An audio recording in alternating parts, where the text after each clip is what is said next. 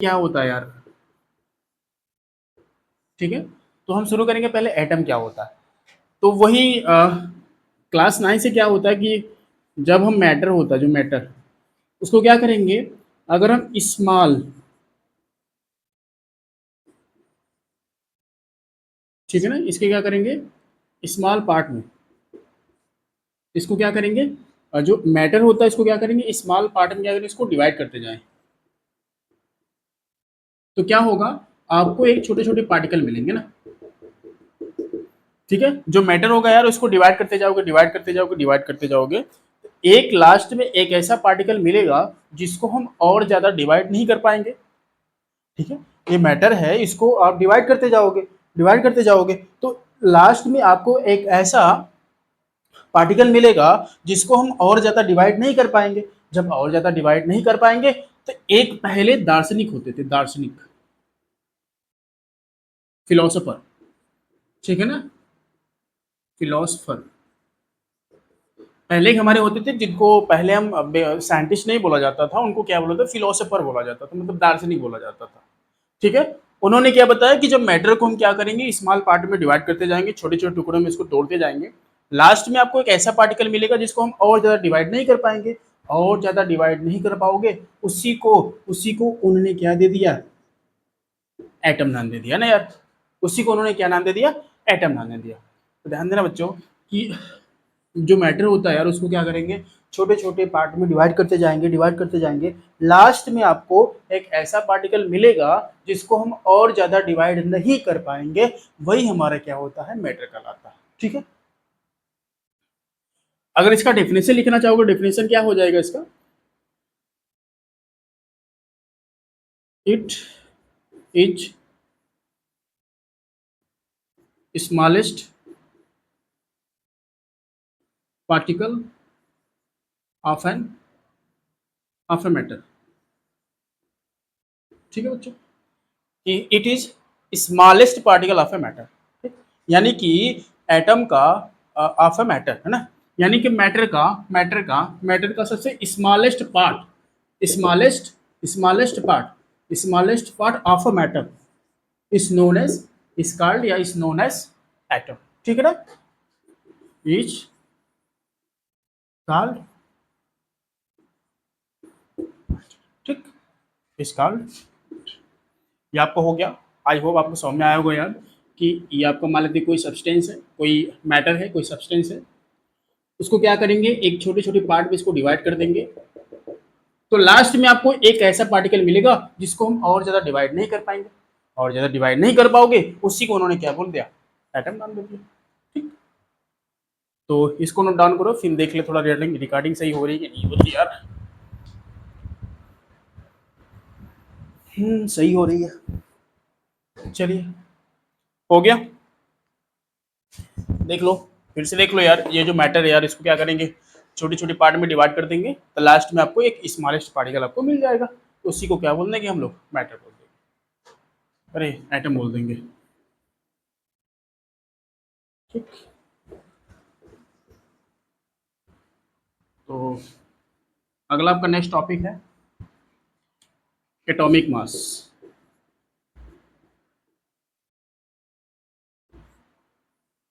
ठीक, अगला टॉपिक हमारा है एटॉमिक मास। तो एटॉमिक मास क्या होता है बच्चों, कि मास ऑफ एन एटम। ठीक, एक एटम का जो मास होता है उसको हम एटॉमिक मास बोलते हैं। ठीक है, एक एटम का जो मास होता है, एक एटम का जो मास होता है उसको हम क्या बोलते हैं, एटॉमिक मास बोलते हैं। इट मीन्स, आपने पढ़ा होगा एलिमेंट, ठीक, आपने पढ़ा होगा एलिमेंट और उसका मास। जैसे कि हाइड्रोजन देखा होगा, हाइड्रोजन का मास एक लिखा होगा कुछ, हाइड्रोजन, हीलियम का 4, लिथियम का 7, बेरिलियम का 9, बोरान का 11, कार्बन का 12, hydrogen, helium, lithium, beryllium, boron, carbon. ठीक है, बहुत सारे एलिमेंट आते जाएंगे और जिसका मास ऐसा कुछ लिखा होगा, आपने देखा होगा 1, 4, 7, 9, 11, 12। इट मीन्स हाइड्रोजन का जो मास होता है वो 1 होता है, ठीक, हीलियम का 4 होता है, लिथियम का 7 होता है, बेरिलियम का 9 होता है, बोरान का 11 होता है, कार्बन का 12।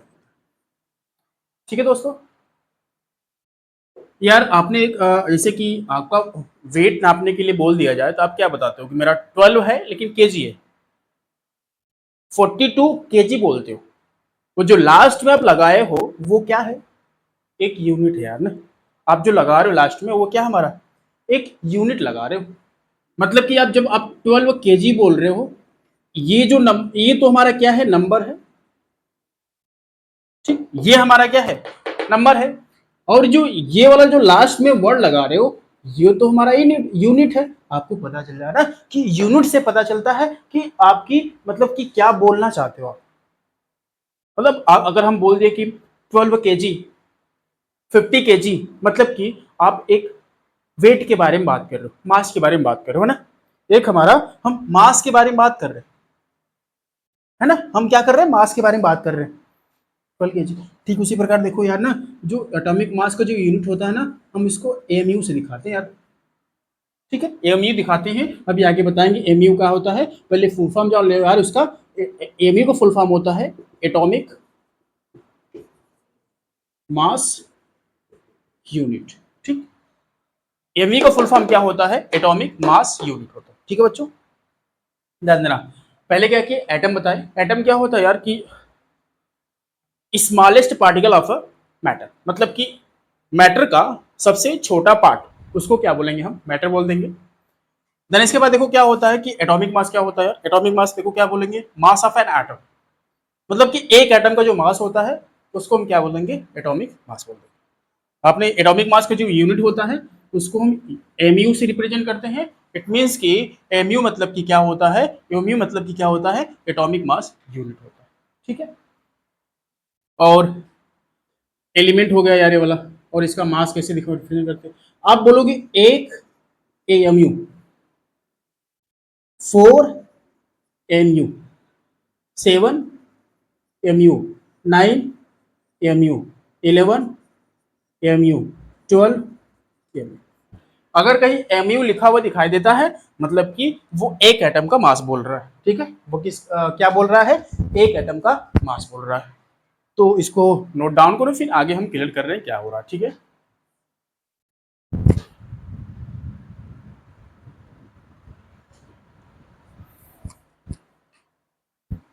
हो गया, चलिए आगे बताते हैं।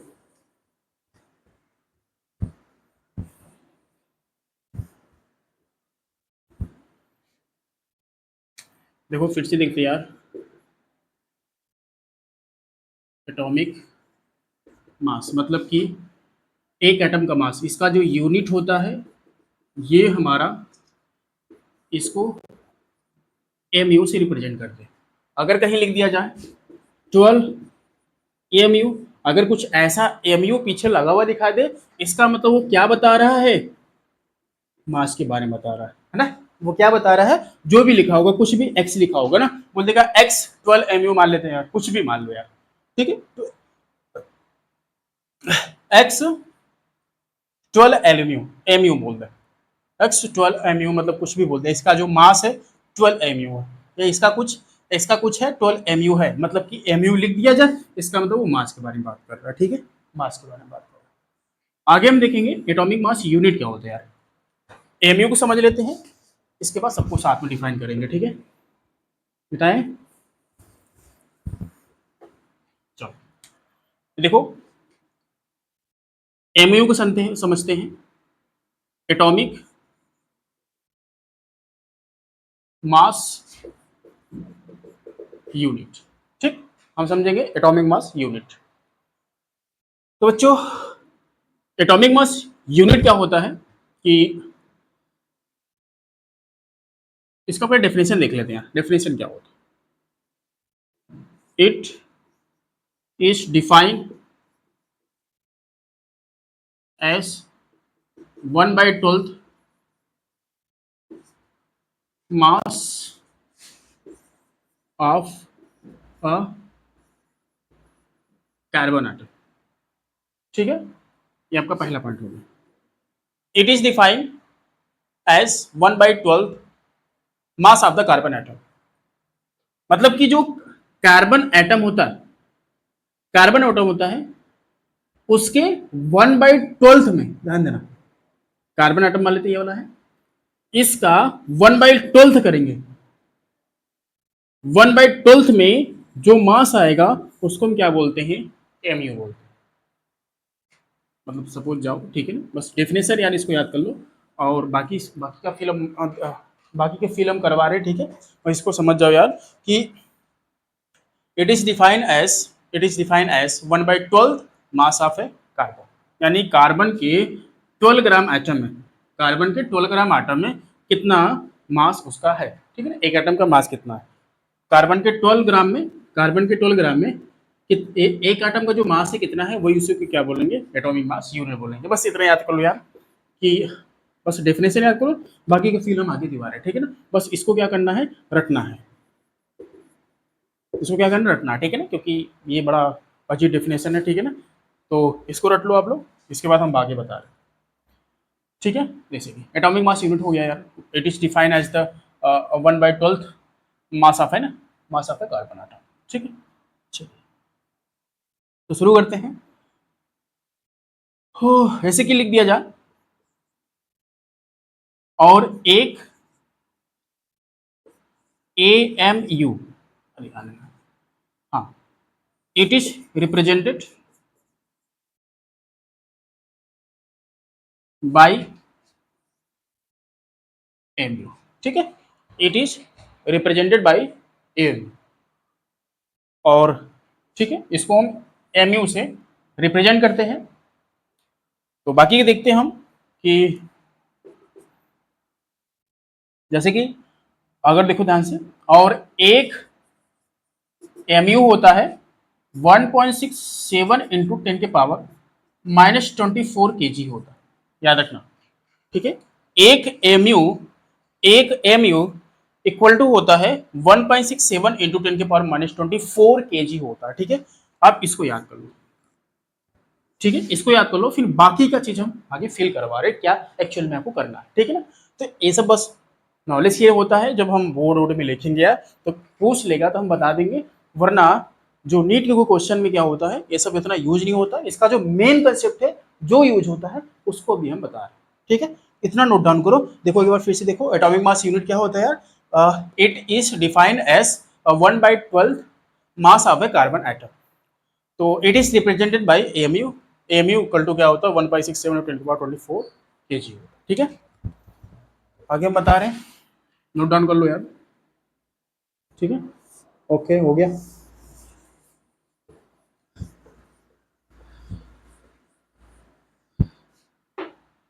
चलो कुछ और बातें जानते हैं यार। मान लो यहाँ पे लिखा है 12 mu, 13 mu, 14 mu, इसको फील करते हैं यार, mu को हम फील करते हैं क्या होता है, 16 mu और 15 mu। जो 12 mu होता है मतलब वो एक एटम, ठीक है ना, वो क्या होता है, mass of, mass of one atom है। ठीक, जो 12 mu है वो हमारा क्या है, मास ऑफ वन एटम है। ठीक है, यानी कि ये भी हमारा वही है, मास ऑफ वन एटम है। ठीक है ना, वन एटम है, मास ऑफ वन एटम है, मतलब कि जो mu होता है वो एन वन एटम का जो मास बताता है, mu जो है वो क्या बताता है, वन एटम का मास बताता है। अगर हम इसी में मान लो कि इसमें है कुछ ऐसा, कुछ सामने है कि मान लो कि 6 mu लिखा है, मतलब कि एक एटम का मास ये तो बता रहा है, बट अगर हम 6 इंटू 1.6 7 इंटू 10⁻24 कर देता, तब क्या बताएगा? क्योंकि एक एमयू बराबर क्या होता है? 6 इंटू एमयू किसके बराबर होता है? आपको पता है, एक एमयू बराबर किसके होता है? 1.67 इंटू 10⁻24 24 केजी होता है, 24 केजी होता है। तो एमयू को हटाकर वहां पर 1.67 10 के पावर 24 केजी लिख दिए। जब इसको मल्टीप्लाई करोगे, जो आएगा यहां पर, जो आएगा वो होता है 1 मोल एटम का मास होता है। ठीक है, इसको मल्टीप्लाई करने पर जो आएगा वो हमारा क्या होता है? 1 मोल एटम का मास होता है। 1 मोल एटम का मास होता है। If you don't know mole, then I will discuss forward, ठीक है ना, मतलब ये हम आगे डिस्कस करेंगे कि मोल क्या होता है। ठीक है, तो अभी शुरू करते हैं यार, अभी सोचते रहते हैं क्या होता है, पढ़ते रहते हैं, आगे पता चल जाएगा मोल क्या होता है। बस अभी समझते रहो क्या होता है यार। अभी क्या बता रहे हैं, जैसे कि 6 हो गया इसका, अगर 6 mu लिख दिया मतलब कि एक एटम का मास बता रहा है। अगर 6 इंटू एक mu की जगह 1.67 इंटू 10⁻24 -24 केजी रख दे, तो वो जो पूरा आंसर आएगा मल्टीप्लाई करने पर, जो आंसर आएगा वो हमारा 1 मोल एटम का मास है, मतलब कि यही हमारा। ठीक है, जैसे कि कुछ और लिखे, जैसे लिख दे 13 mu, मतलब कि एक एटम का मास बता रहा है, ए तो एक एटम का मास बता रहा है। बट अगर हम 13 इंटू 1.67 इंटू 10⁻24 केजी लिख दे, अगर इसका मल्टीप्लाई कर देंगे, जो आएगा वो हमारा 1 मोल एटम का मास बता रहा है। ठीक है, विजिबल हो रहा है, इसको देख ले जी, विजिबल हो रहा है। ठीक है, तो ये जो मल्टीप्लाई करने में जो आएगा 1 मोल एटम का जो मास आएगा। ठीक है, ये हमारा था, क्या क्या डिस्कस किए हैं, एटम क्या होता है, एटॉमिक मास क्या होता है, और एटॉमिक मास यूनिट क्या होता है। सुनो देख लो, एटम क्या होता है? Smallest particle of a matter, है ना। Smallest particle of a matter, मतलब कि मैटर का, सब्सटेंस का सबसे स्मॉलेस्ट पार्टिकल को क्या बोलेंगे हम लोग? मैटर बोल देंगे। और एटॉमिक मास क्या होता है? मास ऑफ एन एटम, मतलब कि एक एटम का जो मास होगा उसको क्या बोलेंगे? एटॉमिक मास बोल देंगे। एटॉमिक मास यूनिट क्या होता है यार? मतलब कि जो एटॉमिक मास का जो यूनिट होता है उसको हम एमयू बताते हैं, और एमयू बताते हैं। अब एमयू का डेफिनेशन याद कर लो, कभी कभी पूछ लेता है। It is defined as the 1/12 mass of an carbon atom, mass of an carbon atom, मतलब कि बस ये वाला रट लो यार, इसके बाद कुछ नहीं है। अब इसके बाद देखो क्या है, कोई नंबर लिखा हो, कोई नंबर लिखा है, उसके सामने एमयू लिखा है, मतलब वो एक एटम का मास बता रहा है। एमयू को हटाकर 1.67 इंटू 10⁻24 केजी रख दे, मतलब कि वो एक मोल एटम का मास बता रहा है। बस याद कर लो यार, अभी के लिए याद करो। अगर कोई नंबर के आगे एमयू लिखा है, मतलब वो एक एटम का मास बता रहा है। अगर एमयू को हटाकर 1.67 इंटू 10⁻24 केजी से मल्टीप्लाई कर दे, तो वो हमारा एक मोल एटम का मास बताएगा।